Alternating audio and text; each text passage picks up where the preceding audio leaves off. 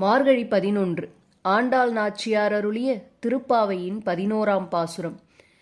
கற்றுக்கரவை கணங்கள் பல கரந்து செற்றார் திரளழியச் சென்று செருகச் செய்யும் குற்றமொன்றில்லாத கோவலர்தம் பொற்கொடியே, புற்றரவு அல்குல் புனமையிலே போதராய் சுற்றத்துத் தோழிமார் எல்லாரும் வந்து நின் முற்றம் புகுந்து முகில்வண்ணன் பேர்பாட, சிற்றாதே பேசாதே செல்வ பெண்டாட்டினி எற்றுக்கு உறங்கும் பொருளேலோர் எம்பாவாய்.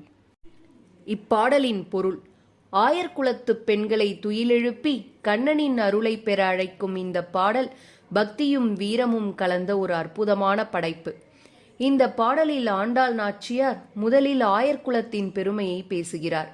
கன்றுகளை ஈன்ற பசுக்களிடம் இடைவிடாமல் பால் கறப்பவர்கள் இந்த இடைக்குல மக்கள். அவர்கள் தொழிலில் மட்டும் வல்லவர்கள் அல்ல, பகைவர்கள் யாராவது எதிர்த்து வந்தால் அவர்களின் வலிமையை அழிக்கும் வீரமும் செறிந்தவர்கள். எந்த குறையும் இல்லாத நேர்மையான அத்தகைய வீர குடும்பத்தில் பிறந்த ஒரு பெண்ணைத்தான் ஆண்டாள் இப்போது எழுப்புகிறார். புற்றரவு அல்குல் புனமையிலே என்கிறார் ஆண்டாள்.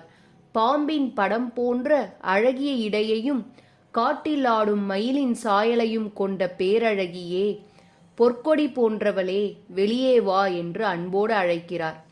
உன்னுடைய உறவினர்களும் தோழிகளுமான நாங்கள் அனைவரும் உனது வீட்டின் முற்றத்தில் வந்து திரண்டு நிற்கிறோம். மேகம் போன்ற நீல நிறமுடைய அந்த கண்ணனின் திருநாமங்களை நாங்கள் உரக்க பாடிக்கொண்டிருக்கிறோம். ஆனால் இவ்வளவு பாடல்கள் கேட்ட பிறகும் நீ இன்னும் எதற்காக அசைவில்லாமல் பதில் பேசாமல் உறங்கிக் கொண்டிருக்கிறாய்? செல்வ செழிப்பு மிக்க ஒரு பெண்ணாக இந்த பாடலில் தோழி சித்தரிக்கப்படுகிறாள்.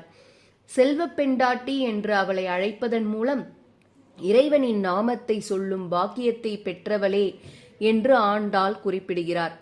நாம் எவ்வளவு வசதியோடு இருந்தாலும் இறைவனை தொழும் நேரத்தில் உறங்குவது முறையல்ல என்பதே இதன் உட்பொருள். நீலமேக வண்ணனின் புகழைப் பாடி அந்த பரந்தாமனின் அருளை பெற உடனே எழுந்து வா என தன் தோழியை அழைக்கிறார் ஆண்டாள்.